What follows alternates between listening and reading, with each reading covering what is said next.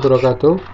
Untuk saat ini kita akan membahas masalah IP address yang biasa kita gunakan dalam jaringan komputer.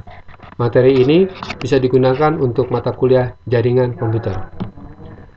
Oke, alamat rumah. Saya kira IP address itu sangat mirip sekali dengan alamat rumah, di mana semakin detail kita memberikan alamat, semakin mudah bagian ekspedisi atau Pak Pos untuk mengantarkan alamatnya. Apalagi kalau disertai dengan peta seperti ini. Oke.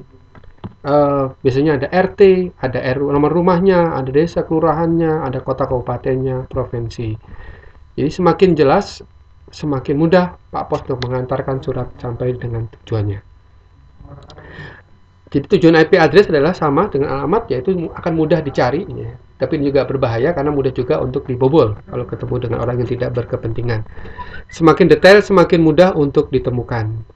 Yang kita bahas kali ini adalah yang merupakan IP versi 4, di mana nanti ada terbagi dalam beberapa kelas dan terdiri dari 4 ruang yang masing-masing dipisahkan oleh tanda titik. Kelas IP address kita mengenal ada kelas A, yaitu kelas A di mana kamar pertama adalah networknya, sedangkan 3 kamar belakangnya adalah berupa host. Jadi network ini bisa kita analogikan sebagai RT atau RW-nya, sedangkan kamar 2, 3, dan 4 adalah nomor rumahnya. Jadi kombinasi nomor rumahnya. Sedangkan kelas B memiliki 2 network, ya, dua ruang untuk network, sedangkan kamar 3 dan 4 untuk hostnya. Sehingga kelas C dapat kita tebak akan menjadi 3 network dan 1 host. Anatomi IP address. Tiap ruang tadi, ada 4 ruang tadi, ya, tiap ruangnya terdiri 8 bit biner. Nilai maksimalnya, artinya kalau kita, karena ini adalah biner, maka maksimalnya adalah angka 1. Kalau kita tuliskan 1 sebanyak 8 bit, maka kalau kita desimalkan akan menjadi 255 desimal. Sehingga IP address minimum 1, maksimum adalah 255. Untuk 0 tidak digunakan.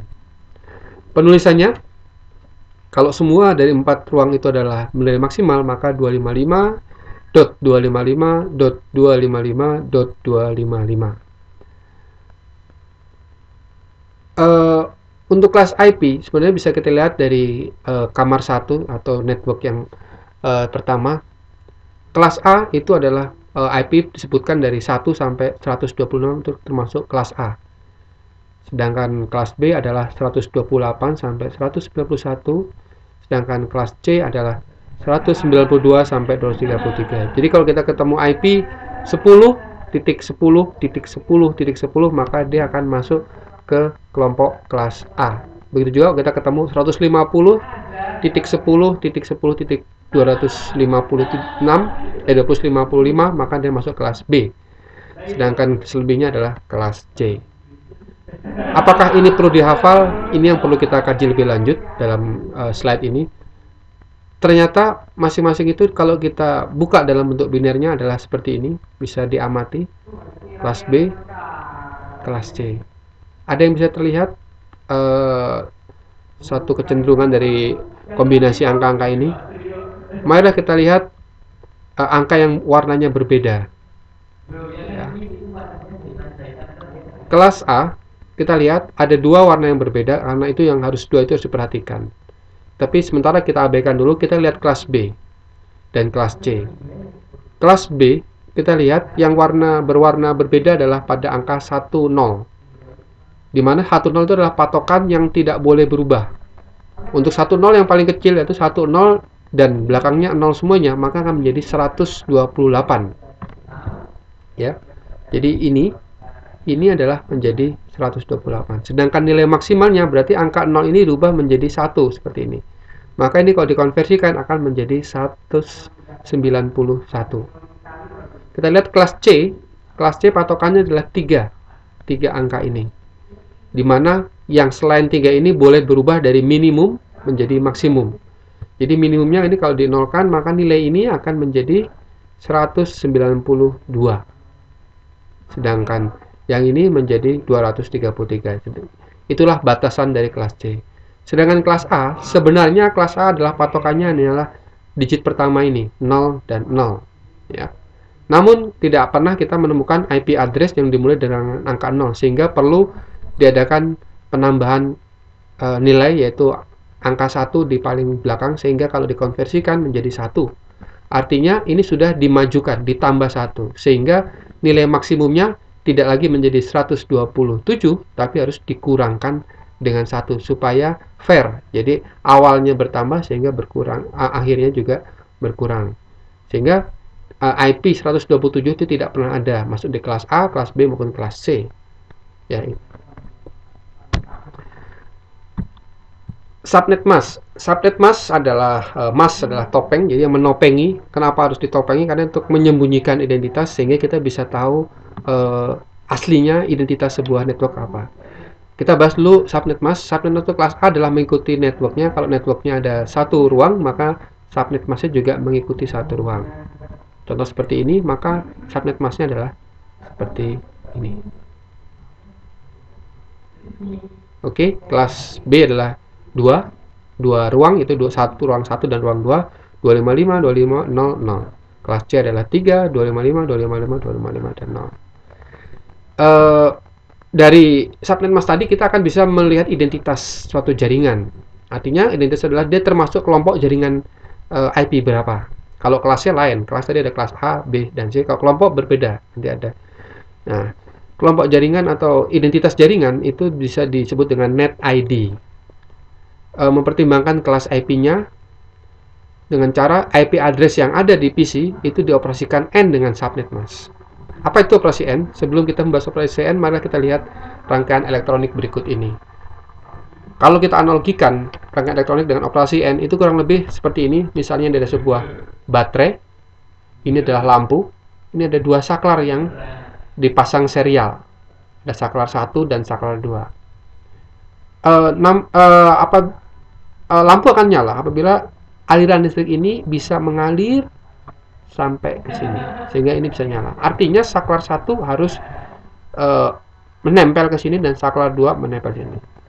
Saat ini saklar dalam keadaan tidak menempel atau off, atau dalam sistem bilangan disebut dengan 0. Jadi saklar ini 0, 0. Kita lihat di sini kalau kita buat tabelnya, saat 0 dan 0, maka lampunya akan 0. Sedangkan kalau salah satu saja menjadi 1, tetap 0. Kapan lampu menyala? Apabila dua-duanya adalah menyala. Jadi seperti ini. Itu adalah operasi N. Kalau kita terapkan ke dalam bentukan net ID, contoh kasus kita ketemukan sebuah PC dengan IP 182.30.30.20. Pertanyaannya, dia net ID-nya berapa? Caranya itu dengan mengkonversikan dalam bilangan biner. Semua angka di atas dikonversikan dalam bilangan biner dan dioperasikan dengan operator N dengan subnet masknya. Contoh seperti ini. Kita ambil 182 dulu, kita konversikan. Nanti yang lainnya bisa mengikuti. Ini konversinya seperti ini. Perlu diingat, dalam mengkonversi, kita perlu sedikit cermat. Jadi, kalau saya tarik ke belakang, 182 itu kita ingat bahwa yang paling depan adalah bernilai 128, jadi bisa kita on-kan. Yang kedua, kalau kita on-kan akan menjadi lebih, maka kita off-kan.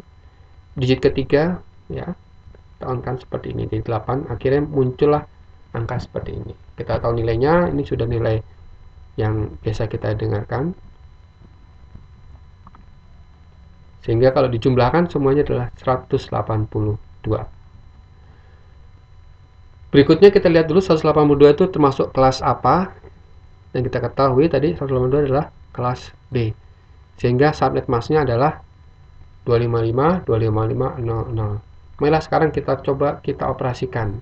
Kita ambil 182 dulu, kita operasikan dengan 255. Yang lainnya nanti bisa kita lihat dari kesimpulan ini.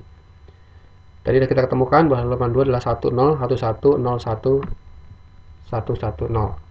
Sedangkan 255 adalah ini. Kalau kita menggunakan operasi N, maka hanya yang bernilai on dan on yang akan menghasilkan on. Hasilnya seperti ini. Apa yang Anda lihat di sini? Bahwa apapun dioperasikan dengan 255 itu hasilnya adalah dirinya sendiri. Jadi ada operasi identitas atau identity.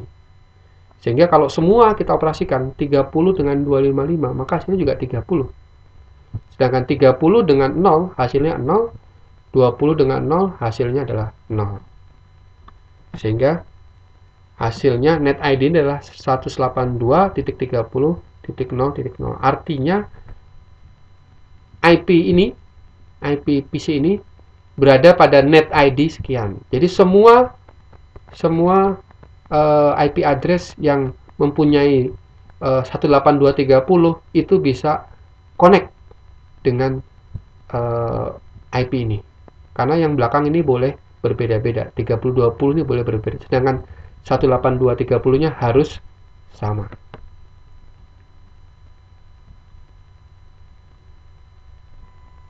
Saya kira itu. Terima kasih atas perhatiannya. Wassalamualaikum warahmatullahi wabarakatuh.